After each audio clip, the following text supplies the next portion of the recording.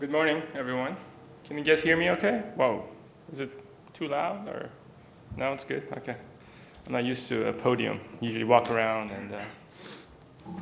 So I'm here today to talk about Identity X, more specifically protocols like OpenID and OAuth. So if you're not going to remember anything from this talk, there's a couple of things that I'm hoping you will remember. Firstly, these protocols we're going to be talking about today actually have pretty good intentions. And for the most part, they do a pretty good job at addressing some of today's real-world problems with identity management. Also, as you will see, most of the issues that we'll talk about are geared towards the implementation and the design as opposed to the protocol themselves. So first, we're going to start by talking about Identity X.0. Give you a quick overview of what is this Identity X.0 that people talk about, and give you a quick overview of OAuth as a protocol, then talk about some third-party OAuth client applications that you've built, and show you how easily you can do some malicious things with them, and shift gears a little bit about some insecurities and some design flaws with some of today's OAuth implementations. Then jump into OpenID, kind of do the same thing with OpenID. Quick overview, show you a case study of an OpenID compromise, and talk about some design or architectural issues, then wrap it up with a quick summary. So I'll probably need the entire 45 minutes that I have, so I might have to take your questions after the talk, and maybe even off the podium. We'll see how much time we have left. All right, so what is next generation identity X.0, 2.0, which I'm sure you have heard of?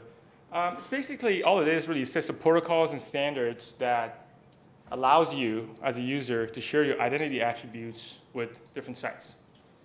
And the goal is to optimize your identity experience, or your online experience within the context of identity management. So what is identity? I think we all have our own notion of what identity is, but I think we can all agree that it's a lot of different things. A lot of attributes contribute to our identity. It's who we are. For example, I'm Khash Kiani. That's my official name, and that's part of my identity. It's where we live. I live in Oakland, California, which is having its own identity crisis at the moment, if you've heard of Occupy Oakland, all that stuff that's going on in the States. It's what we do, professionally speaking.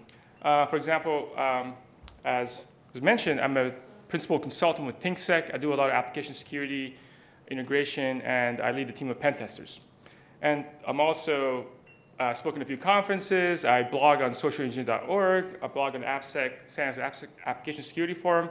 So all these contribute to my identity as who I am.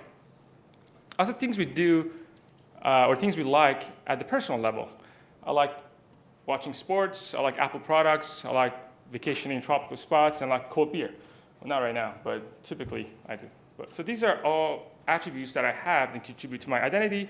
It's also reputation, things we say about ourselves, things other people say about us, and communication, our email address, the way we get hold of each other, our phone number. These are all attributes that we have that contribute to our identity. When we talk about digital identity, what we really mean is, or what we're talking about is authentication and authorization. Hence the two protocols that we're going to be talking about today. So what is OAuth? OAuth is a permission-based authorization scheme that allows one site to access your protected resources on a different site. And that's really the gist of it.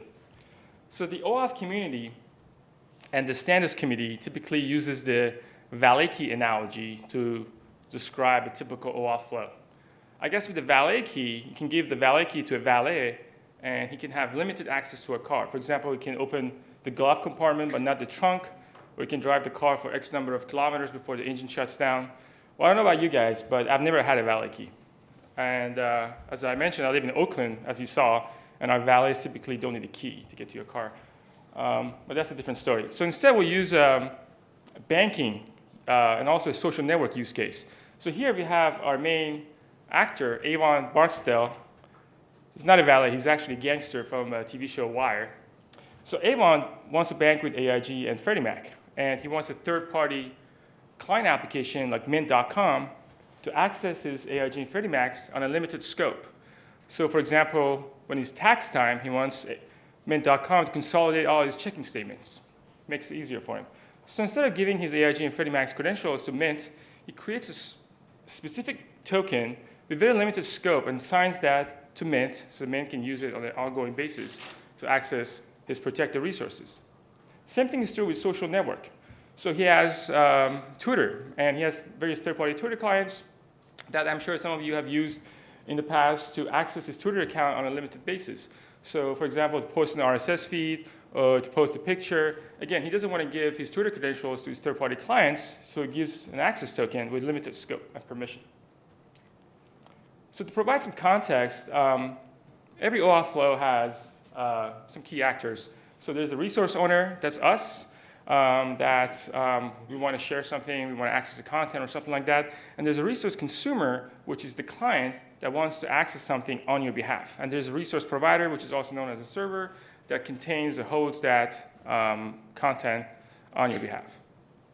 And we have tokens all over the place. We have consumer credentials, which are a set of consumer key and secret that are used by the third-party client application to authenticate itself to the server.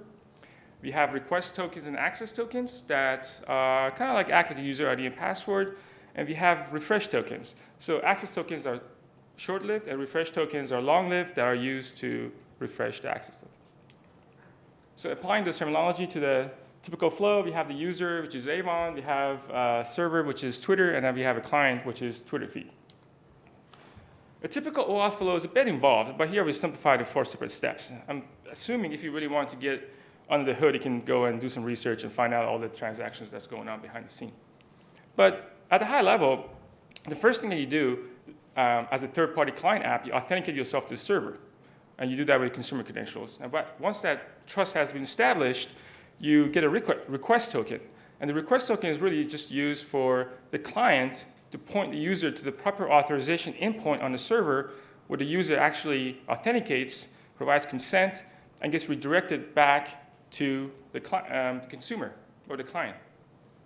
And an access token is given to the consumer that consumer can use on an ongoing basis to access to protect their resources on the server. So there's a lot of redirections going on here. All right, so before we talk about the design issues, let's go over a few sample third-party client applications that we've developed, and I can show you how easily you can use these to do some evil things. And if you need the entire source code for all these applications that we're going to show you, just email me, and I can be more than happy to send it to you.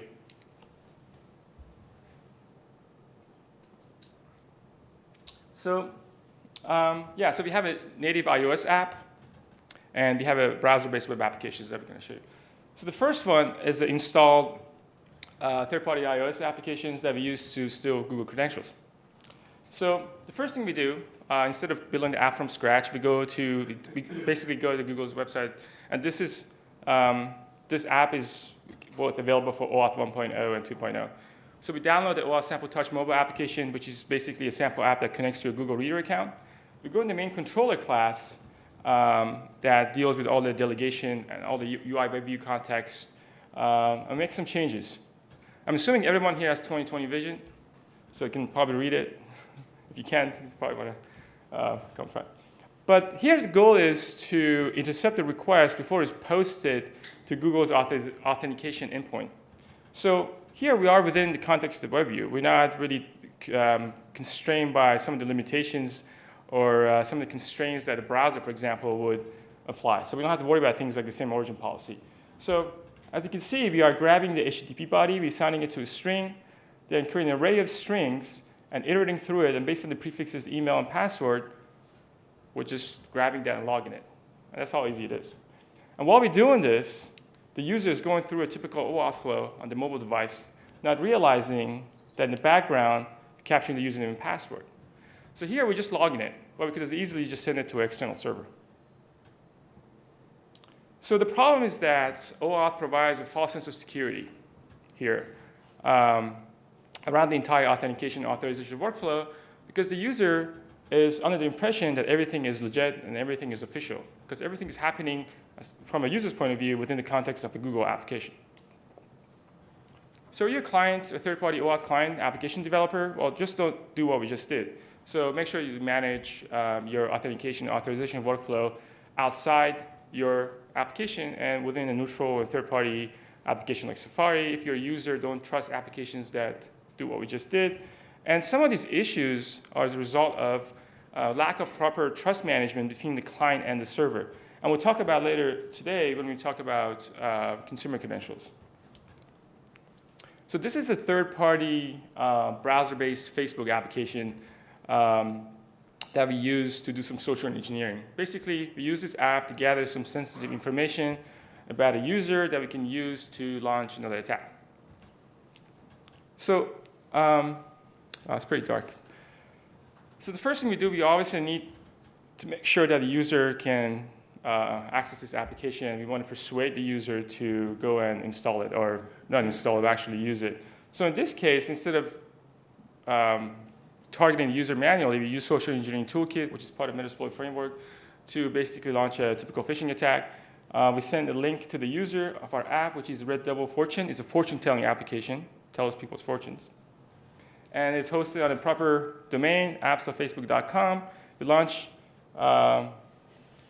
this towards our target, and the target, once they open up the application and click on the link, they see a typical Facebook permission page, which I'm sure we have all seen this.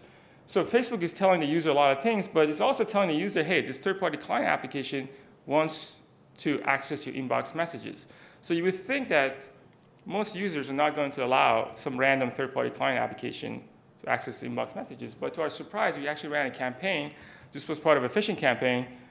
This many of our users had no problem with this. So that's an issue. So once they click on it, we run our Facebook query language, which is basically SQL. It's called FQL, to read all the inbox messages and basically have access to all their messages. So we could stop there, but we see one message of interest where the user is talking about the banking preference. Again, this is a sample application, so this is not a real banking site. So we use that message when the user is talking about the banking preference to tell their fortune. So this is, again, the social engineering application. So we establishing trust and building the trap so the user can click on it and executing, which will carry out our next attack, which is the cross-site request forgery attack. Basically, we're executing AJAX postscript to transfer some funds from one account to another. Again, as I mentioned, this is a sample app. We're making some assumptions that the user or the host doesn't have any CSRF protection, and there's a live session going on between the user and the banking sites. But the issue that we're trying to point out here is that, once again, OAuth provides the user with a false sense of security around the entire authentication and authorization workflow, because everything looked legitimate, everything looked as if this was condoned by Facebook. And maybe you and I would realize that, but I think a typical user will have a problem with that.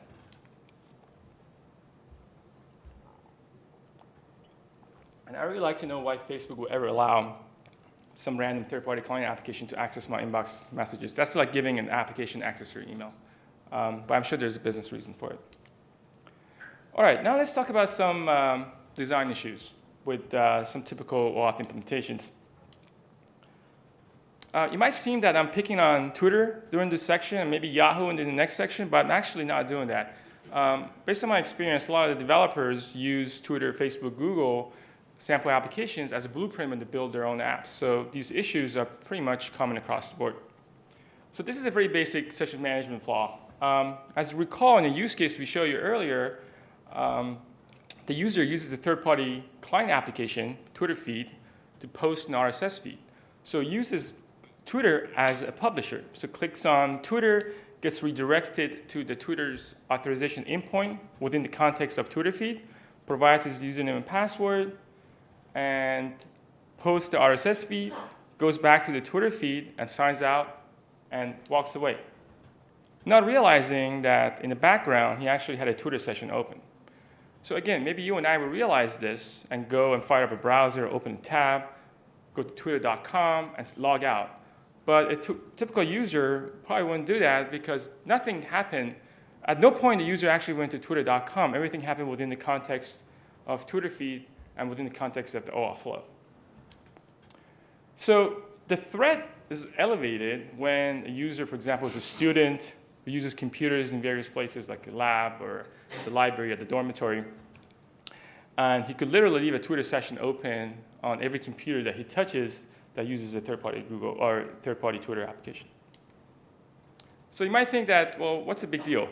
My Twitter account gets hacked. We're not talking about sensitive information. We're not talking about a banking site. Well, things can go wrong, actually, if your Twitter account gets hacked. For example, I was giving a talk earlier this year, and while I was giving the talk, later on I found out my Twitter account got hacked.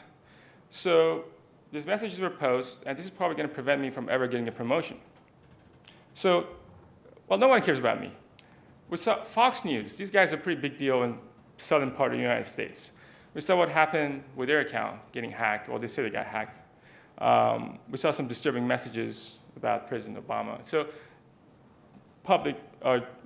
these all it could impact the user or the individual at a grand level. Celebrities. Celebrities live and die by the Twitter and the tweets. It must be their ego or something. So we saw happen with Britney Spears' account get hacked. And this could definitely impact someone's self-esteem, appearance. And shortly after this, she went from this to this, just a matter of days. And this is just not good. So it could impact you if your Twitter account is hacked.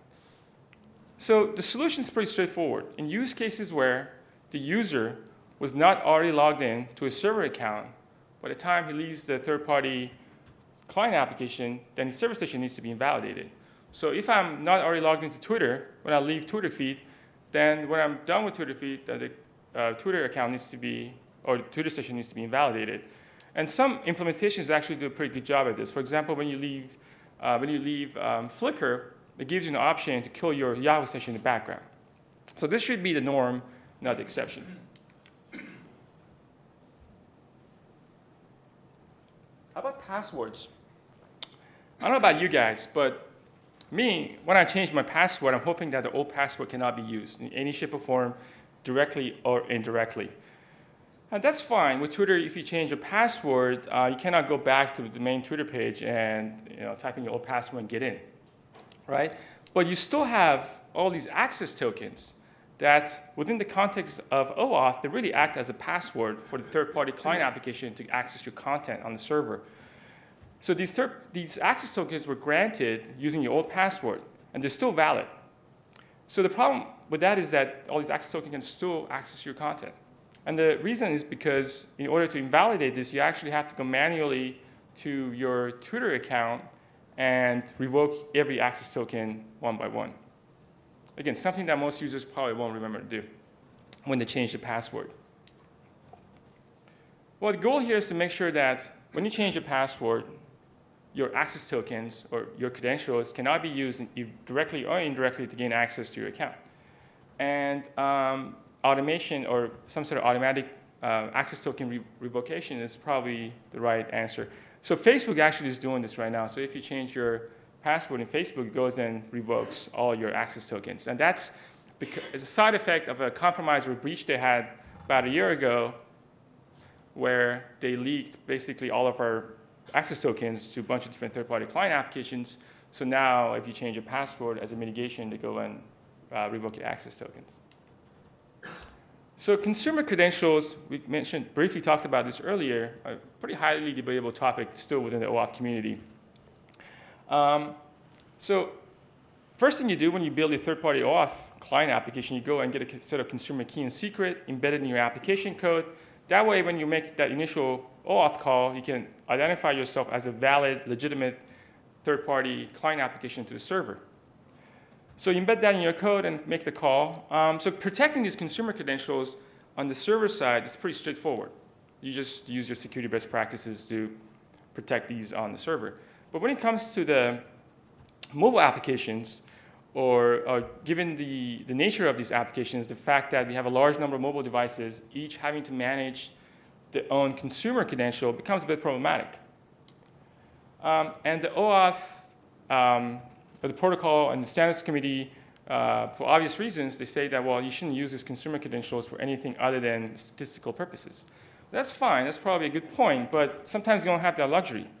For instance, I had a client where they had a use case where the server had to keep track of the third-party client applications in order to charge them for each API call. And you couldn't rely on the user's identity because the user could belong to multiple clients.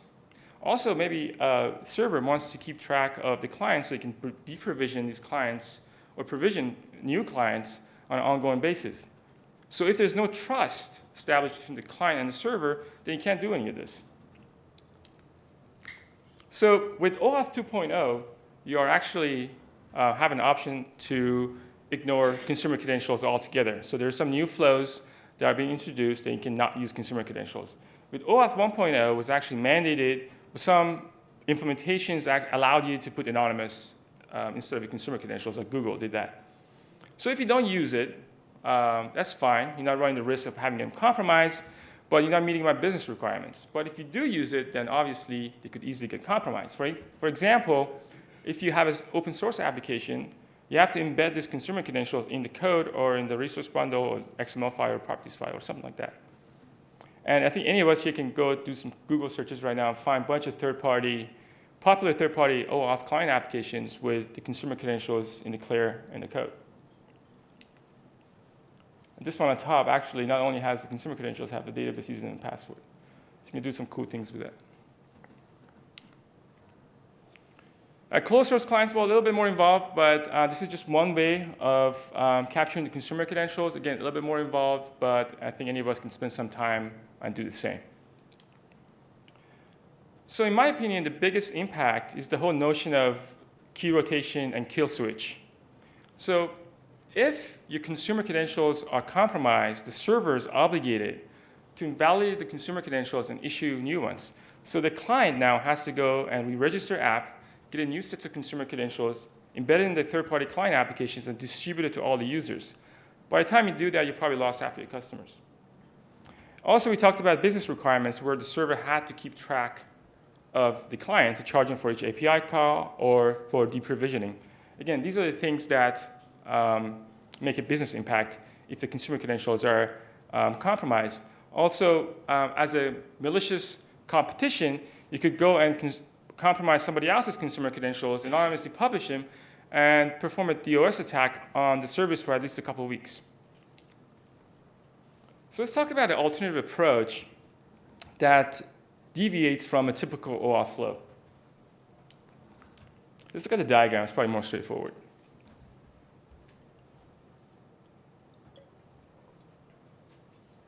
So here we have a user, and we have a third-party client application, which is a mobile device that has an associated backend web server. Let's say this is Mint. Mint comes with an installed app on your iOS device and has a backend web server. So when the OAuth flow starts, the user authenticates to Mint.com's backend web server through the installed app using his Mint's username and password, gets a device ID. So this device ID is a new notion, new token that we're introducing here. Then once you get that device ID, you store it safely on your iOS keychain or you just keep it in memory.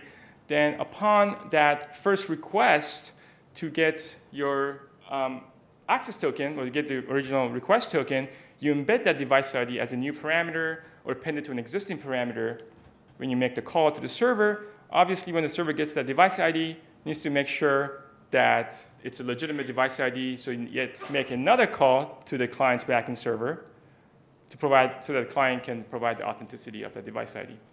And then you proceed with the rest of the flow. So we're adding a lot of new steps here, which is a bit expensive, but you only have to do this once. And by the time this is over, the server now can be sure that this request came from a legitimate user and from a legitimate third-party client application, not from a rogue one. All right, so we talked about OAuth. So OAuth, as you saw, had some issues with third-party client applications. Again, in my opinion, it doesn't work well with mobile devices. We talked about some session and password management issues, and we saw that most of these issues are geared towards the implementation, not the protocol. But for most part, actually, OAuth does a pretty good job at defeating the password anti-pattern, because without it, we'll be sharing our credentials with a bunch of different sites. All right, OpenID. So what is OpenID? OpenID is pretty much a decentralized, user-centric single sign-on that helps you manage trust between you and different sites. And the actual OpenID is just the unique URI. So this is my Yahoo OpenID. So every OpenID flow has a user, that's us, and our browser agent, our user agents, and there's a relying party, which is a site that requires you to provide your OpenID in order to access some protected resources that they're hosting. And there's an identity provider. These are sites like AOL, Yahoo, that amongst other things, they manage your identity. And they hold your identity attributes. And there's the identifier, which is the unique URI that you use to identify yourself. So what problem does this solve? Well, within the context of digital identity, when I think about providing my identity, I think about a bunch of different registration forms. So sometimes you have to go and fill up one of these registration forms to sign up with a site, and all you really need to do is post a comment on a blog. So it might take you 2 minutes or 2 seconds to do that, but you have to spend 5 minutes to post or complete the registration form. So for some users, this could be considered painful, and also you are unverified as a user. And we're talking about a lot of usernames and password, and again, for me, that's not an issue, but maybe for an average user, that maybe for my mom, it is because she doesn't want to keep track of all her passwords. And we're talking about a lot of different usernames, and sometimes you get the usernames that you don't really want because the usernames that you want is not available. And everything happens with the silo. Everything is very site-centric, and sites are not really sharing your identity attributes amongst each other. And same issues can exist with having usernames and password. Basically, it's very directory-centric. All you really are is a single row in a directory, or a single directory entry. There's a single authority involved. As a result, it's not portable. So these are some of the issues with username and passwords and typical digital identity implementations. So what does it attempt to mimic? Well, think about our driver's license or any government-issued ID. We go to a single identity provider, trusted identity provider, like some state or federal or national government, to get an ID, right? So when we travel, we don't go every state or every country that we don't go and apply for a new driver's license, right? So this provides consistency so that we can use the same ID to provide our identity to various businesses. So if we want to go to a hotel here, we don't have to register for the hotel ID. We just use our identity that was given to us by a trusted ID that has already established relationship with these businesses. So that's the concept. So what are the benefits? Other than having a consistent identification or issuance process, there's a consistent verification process. So all you have to do to verify me is to make sure that the picture on my ID matches my face and make sure the ID is authentic. That's all you have to do. So what is the benefit to this? Well, forget this guy. What is the benefit to Lindsay Lohan? I know this is kind of early for this, but what is the one thing that she needs access to at all times? Anyone? Booze. Lots of this, right? So she needs access to booze pretty much every night when she's not in jail. So instead of establishing trust with each liquor store in the LA metro area when she goes for a liquor run every Sunday night, she just uses her ID that was given to her by state of California, and she can use that ID to establish or provide her identity to all the liquor stores. So she doesn't have to apply and register with each liquor store with a new ID. Again, so this is an asymmetric relationship between the state of California, Lindsay Lohan, and all the liquor store. So this provides scalability, right?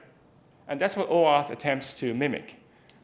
And every scalable solution usually comes with a side effect.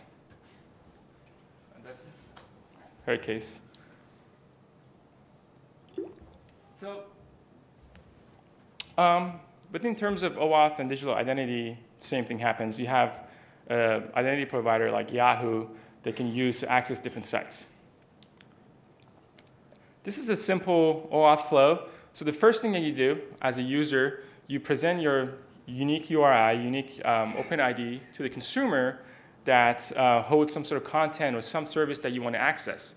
And the consumer directs you to the authorization endpoint on the identity provider. Then you authenticate and then get redirected back to the consumer. Then you can access the content. So there's a lot of HTTP redirects going on, and that's just a very basic flow. There's some trust management. There's some crypto going on here that we're not going to talk about. So let's talk about a case study. So we talked about some of the issues that OAuth attempts to resolve around the complexity that comes with today's password management or identity management in general. But in my opinion, there's something fundamentally wrong with putting all your eggs in one basket. So what are you doing with OpenID? You are putting all your data behind a single door. You're locking that door and giving the key to a single provider. So if you do that, you have to make sure that the identity provider is somebody or something, or an entity they can trust with that key. But more importantly, you have to make sure that its identity provider cannot be easily hacked. Because if they do get hacked, especially within the context of OpenID, it could impact a lot of users, and it could be devastating to a large group of users, and also the fact that the user could use the OpenID to access different sites, it could have a major impact. So, for example, with Yahoo, all you have to do to build your or establish your OpenID, you just have to go to the Yahoo's OpenID page and click Get Started, and that automatically turns your Yahoo account or Yahoo ID into an OpenID. So I have a friend who, a couple years ago, was a big OpenID proponent. So he talked about how great the OpenID is, and he can use his Yahoo OpenID account to access all these Web 2.0 sites. So I decided to spend some time one day, see if I can compromise his Yahoo OpenID account. So the goal here was to use some design flaws in Yahoo's password management scheme so I can use to compromise his account. So after doing a lot of research, obviously I found out that the weakest link is Yahoo's password reset scheme. So I went there, and you go there, and you've all seen these. You get challenged with a bunch of questions. The first one was where his father was born. So I knew he was Venezuelan, or his father was born in Venezuela. After doing some research, I got a hit. His father was born in the fourth largest city in Venezuela, which is Valencia. So the second question was, what street did he grow up in? And so I didn't know Jordan when he was a kid, so I had to go and do some research. In the States, we have this site called Zaba Search where you can put someone's name and you can get every address and phone number they ever had. It's a people finders. It's a free people finder website. So again, after some try and error, I got in, I guessed the right street name, and I was able to reset his username and password. After that, I went and accessed all his relying parties. And not only that, but he had sites like PayPal and Gmail that they had their password recovery mapped to the Yahoo account. So you go to PayPal, reset my password, it links into his Yahoo account. I was able to compromise those accounts as well, change all the passwords, and I thought it was time to let him know. So I told him about what I did and gave him all these new passwords. And Jordan, being a good security professional, he went and did what most of us would probably do. So he went and changed his secret questions and password to something stronger, right? So what is better than compromising your friend's Yahoo OpenID account once in one day? Doing it twice in one day, right? So I went back in, and I saw that he changed his secret question to something stronger. So he put where he went to his honeymoon. This is pretty easy to guess. The only problem is that he's not married, right? Or he wasn't married at the time. And even if we're married, I don't think anybody would ever go on a honeymoon with him. So I knew he probably put some strong passphrase or some arbitrary answer that only he knows about. So I was about to give up until I noticed that little link in the bottom. This is not my question. What do you think would happen when I click on that link? I'm sure you've seen this. You get reverted back to the original question. So again, I already had the answer since I did some research on this. And told him about it. Here's a new password. And again, he was like, I got to try this again. So he went back and he knew that I could get back to his original questions. So he kept the original questions and strengthened his answers to some passphrase instead of Valencia, for example, hoping that these new answers would replace the original questions. But that's not the case with Yahoo, because what Yahoo does basically creates a collection of questions and answers with identical questions and different answers. So all of them would work. Basically, with this, you could always get back and compromise your friend's Yahoo account, or your Yahoo OpenID account in this case. So since then, I actually worked with Yahoo Security, and they made some changes. You still can get to this, but there's some criteria. For example, if you don't use your account for a while, they make an assumption that I don't know, that your account hasn't been hacked, it's you or something like that. So under some circumstances, you can still get to that "this is not my question" link. So Yahoo is doing this because they want to provide some sort of self-service password recovery scheme for compromised account holders' accounts. So basically, they want you to be able to go back to your question if your account has been compromised by an attacker who has changed your questions. So that just shows you they haven't thought this through. So again, the goal here is to, what we're trying to point out here is that if you're using an identity provider for yourself or for your organization, make sure that you're not picking a weak identity provider. Because if they're compromised, it can be compromised at a grand scale. And also we saw how my friend Jordan had left a trail of breadcrumbs with all his accounts. So having his strong authentication scheme, Gmail, linked to his Yahoo account is just not the right thing to do, because I could easily get to his Gmail account through his Yahoo account. So make sure you don't do these kind of things. All right, some insecurities and design issues with OpenID.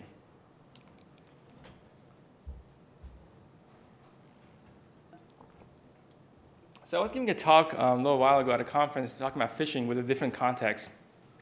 And someone yawned and said, well, phishing, that's just an old problem. Well, I know it's an old problem, but so is murder. Doesn't mean that we have to ignore it. If it still applies, then we have to address it. And phishing is still probably the biggest issue and the highest threat with OpenID implementations. So what is the goal of a phisher? Is to access some website using your credentials. So they do that by replicating a site and somehow luring you and convincing you that you need to access this replica so you can enter your username and password, and since they have control over that replica website, you can capture and use it.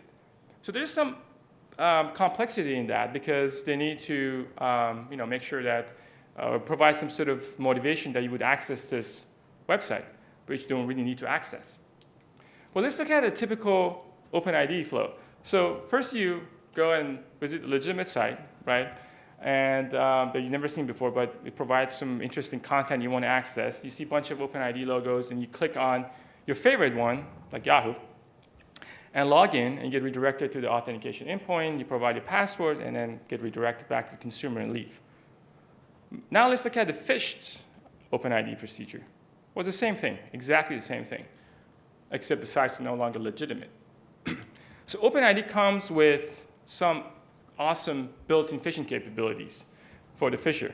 So the biggest problem is that OpenID actually teaches the user to follow a link from an untrusted party, or in this case would be an untrusted party from a third-party client.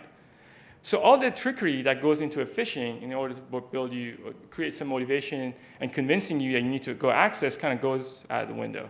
You no longer need to do that as a phisher with OpenID.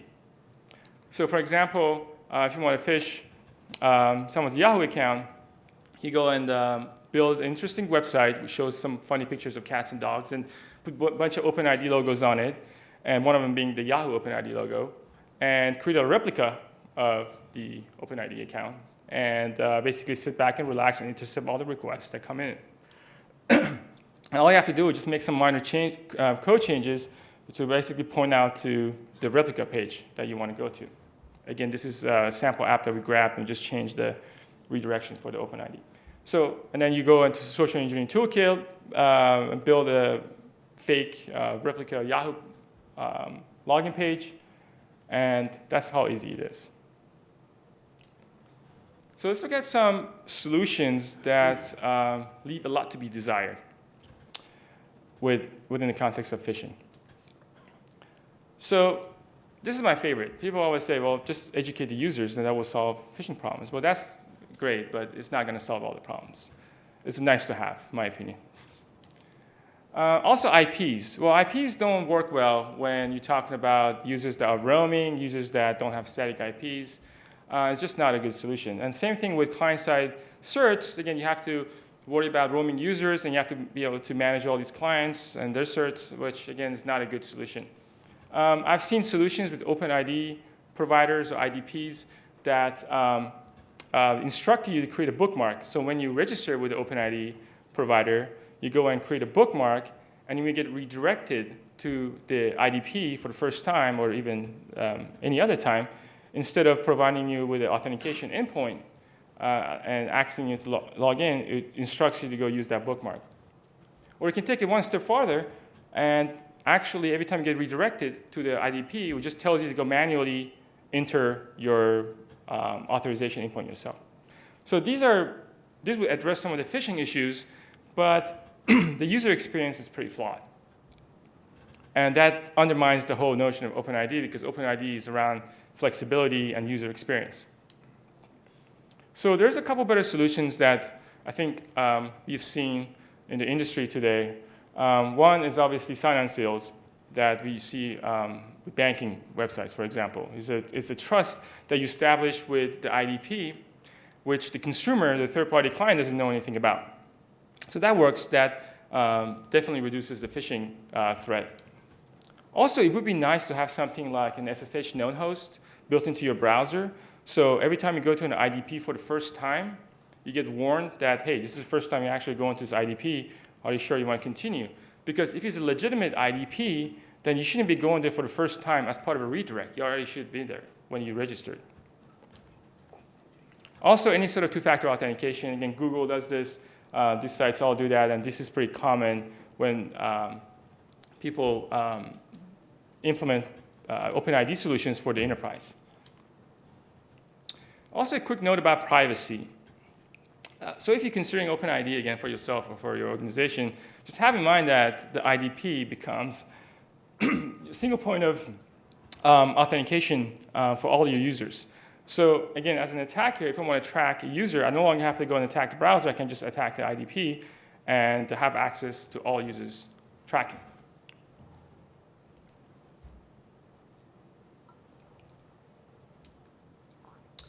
All right, so we talked about weak identity providers. We talked about phishing issues. We touched on privacy. And what are you doing really with OpenID? You're basically outsourcing your password management and part of your security. So if you're doing that, just have that in mind. And just a quick note about passwords. So I think one of the reasons why OpenID hasn't really taken off is because using passwords. And passwords, for most part, it works well when there's only two entities, you and a different entity involved, and there's a shared secret between the two of you. But with OpenID, there's potentially hundreds of entities involved. So that's why it doesn't work well. So again, hopefully you remember that these protocols have pretty good intentions, and for most part, they address some real-world issues with our identity management. And we saw how easily you can make the wrong design decisions and implementations. But I think it's easier to actually make the right design decisions when you're implementing these solutions. And we saw that most of the issues we saw were geared towards the implementation and not the protocol themselves. I think that's all I had. Thank you.